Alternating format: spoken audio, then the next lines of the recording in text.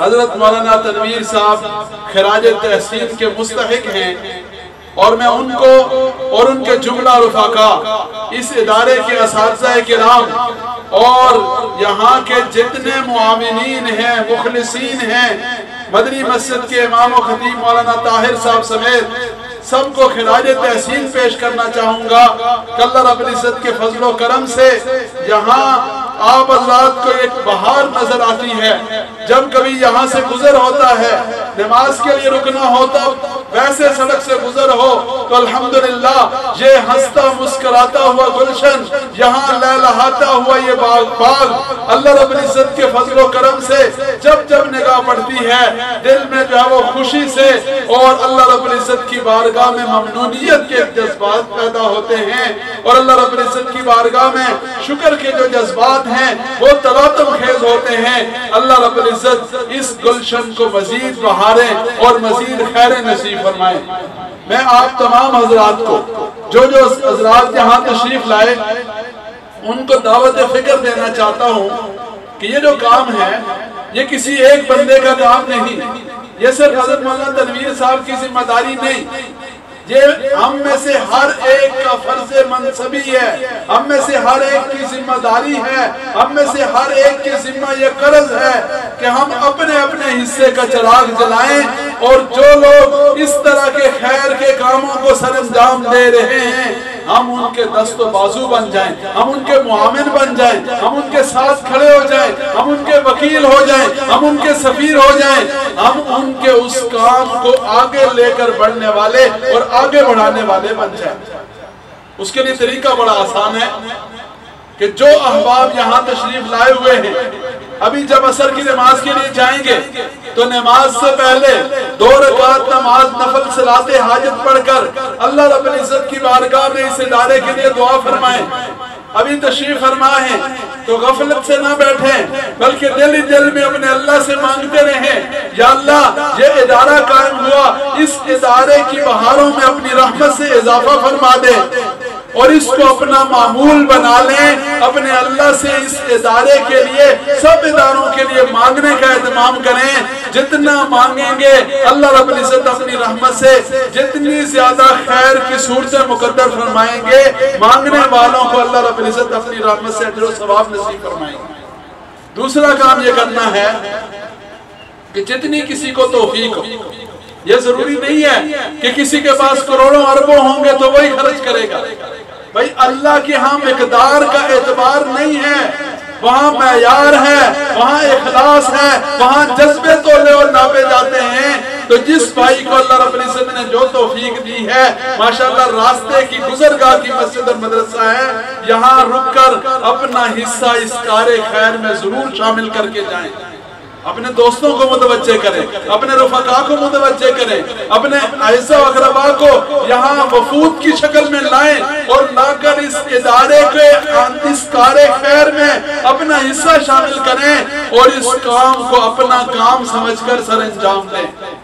جیسے آپ حضرات نے دیکھا ہم اپنے کاروبار پہ محنت کرتے ہیں، اپنی دکان پہ محنت کرتے ہیں، اپنے خاندان کے معاملات دیکھتے ہیں، اپنی غمی خوشی کی پرواہ کرتے ہیں، اپنے بچوں کی فیسوں کا خیال کرتے ہیں۔ یہ دین کے کام، یہ دینی ادارے یہ اس سے زیادہ اہمیت کے حامل ہیں، اس سے زیادہ توجہ کے متقاضی ہیں۔ تو میری اس مجلس میں آئے ہوئے ہر ساتھی کے لیے کہ کوئی بھائی بھی احساس کمتری میں مبتلا نہ ہو، یہ نہ سوچے کہ یہ فلاں کرے گا، بھائی میں کروں گا، میری ذمہ داری ہے، مجھے اپنا حصہ ڈالنا ہے، مجھے اپنا کردار ادا کرنا ہے، مجھے اپنے حصے کا چراغ جلانا ہے، اور ہم میں سے ہر ایک اپنے اپنے حصے کا چراغ جلائے گا تو انشاءاللہ ہر طرف روشنی ہوگی۔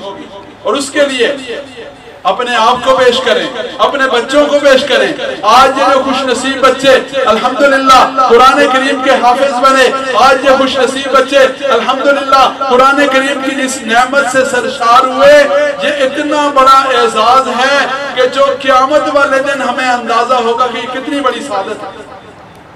آپ حضرات نے مشہور حدیث مبارکہ سنی ہوگی ایک حافظ بچہ 10 لوگوں کو جنت میں لے جائے گا۔ دوسری حدیث مبارکہ میں آتا ہے ایک عالم کے ساتھ 70 لوگ جنت میں جائیں گے۔ تیسری حدیث مبارکہ میں آتا ہے بعض اللہ کے خوش نصیب بندے ایسے علماء ایسے دین کے خدام ہوں گے جن کے ساتھ ستاروں کے بقدر لوگ جنت میں جانے والے بنیں گے۔ اس لیے میری تمام احباب سے گزارش ہے کہ آج کے دور میں پیارے آقا صلی اللہ علیہ وسلم کے فرمان مبارک کے مطابق کن عالما او متعلما او مستمعا او محبا، یا تو دین کے عالم بنے یا دین کے طالب علم بنے یا دین کی محنت کرنے والوں کے ساتھ محبت کرنے والے بنے، ان کی دعوت اور پیغام کو سننے والے بنے۔ وَلَا تَكُنْ خَامِسًا فَتَهْلِكَ، پانچویں مت بننا ورنہ ہلاک اور برباد ہو جائے۔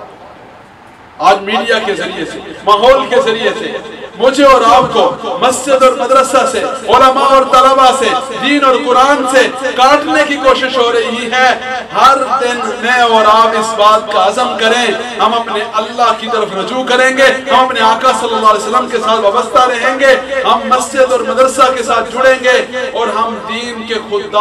خدام بنیں گے انشاءاللہ العزیز۔ اللہ رب العزت قیامت والے دن ہمارا حشر اپنے خوش نصیب لوگوں میں فرمائیں گے۔ تو آج کی یہ تقریب،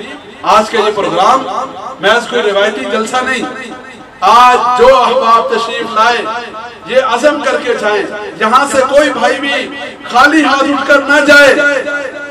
یہ عزم اور ارادہ کر کے جائیں کہ یہ گلشن صرف مولانا تنویر امان کا گلشن نہیں ہے، یہ میرا گلشن ہے، یہ میرا گھر ہے، یہ میرا پروجیکٹ ہے، یہ میرا کام ہے، یہ میرا ارادہ ہے۔ اور جب میں اور آپ اس کو اپنا سمجھیں گے تو پھر اپنی چیز خراب ہوتی ہے، آدمی کو تکلیف ہوتی ہے، اپنی چیز میں جب بہار آتی ہے آدمی کو خوشی ہوتی ہے۔ اور اس بات کا اہتمام ہو کہ ہر روز نہ ہو سکے ہفتے میں ایک دن، ہفتے میں نہ ہو سکے مہینے میں ایک دن یہاں تشریف لائیں اور آ کر ادارے کو دیکھیں، بچوں کے ساتھ بیٹھیں، ان کے ساتھ کھانا کھائیں، ان کے ساتھ افطاری کریں۔ یہ یہاں پر کتنے خیر کے سلسلے رمضان میں گزر ہوتا ہے، ماشاءاللہ یہاں باہر کتنے لوگوں کے لیے افطاری کے انتظام، کتنے خیر کے سلسلے۔ اللہ رب العزت حضرت مولانا تنویر صاحب اور ان کے رفقا کی صلاحیتوں میں اضافہ فرمائیں، ہر دن کسی نئی خیر کی ترتیب الحمدللہ ہم سوشل میڈیا کے ذریعے سنتے جانتے ہیں۔ آپ تمام احباب سے درخواست ہے کہ اس صدقہ جاریہ کو، اس گولڈن چانس کو، اس اہم ترین موقع کو صرف اور صرف حضرت مولانا تنویر صاحب کے لیے نہ رکھیں، اپنے آپ کو پیش کریں، اپنے مال کو پیش کریں، اپنی اولاد کو پیش کریں، اپنی صلاحیتوں کو پیش کریں اور اس کار خیر میں دامے در میں سخنے قدمے اپنا حصہ ڈالیں۔ اللہ کریم کی ذات سے دعا ہے اللہ تعالیٰ اس ادارے کی بہاروں میں اضافہ فرمائے اور مجھے اور آپ کو اللہ رب العزت اپنی رحمت سے اس ادارے کے خدام میں اور اس کی نصرت کرنے والوں میں اپنی رحمت سے شامل فرمائے۔ وآخر دعوانا ان الحمدللہ رب العالمین۔